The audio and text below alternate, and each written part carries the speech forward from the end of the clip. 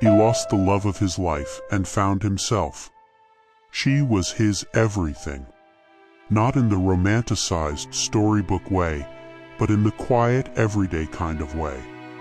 The kind where her presence made the world make sense, where her laugh anchored him, where love wasn't loud but constant. They made plans, a home, a future, maybe even forever. But life, cruel and unpredictable, had its own ideas. She left. Whether by choice or by fate, that part didn't matter. What mattered was the silence that followed. He tried to carry on like nothing had happened. Went to work, answered texts, smiled at the right times. But inside he was hollow. Not broken, emptied. The world kept spinning, but he was stuck in yesterday. He replayed conversations, wondered if there was something more he could have said, done, been.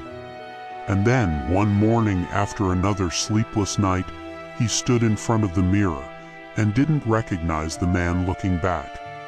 That's when he knew. He couldn't keep waiting for a past that wasn't returning. He had to begin again. Not to forget her, but to remember himself. So he did something small. He went for a walk. Alone. Not to escape, but to breathe.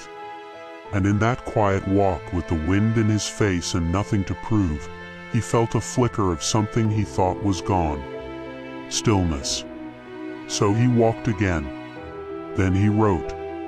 Then he cooked himself a meal she used to make, but this time, just for him. He began to build a life not defined by what he had lost, but by what still remained. And in that process, he rediscovered parts of himself that had been dormant. His humor, his wonder, his ability to stand on his own. He stopped searching for the next, and started living for the now. One day he looked in the mirror again, and this time he saw someone new. Not someone without pain, but someone who had made peace with it. Someone who carried love in his memory, not as a wound, but as a reminder.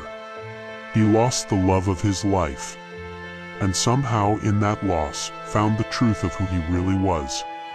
Not defined by who left, but who remained. Himself.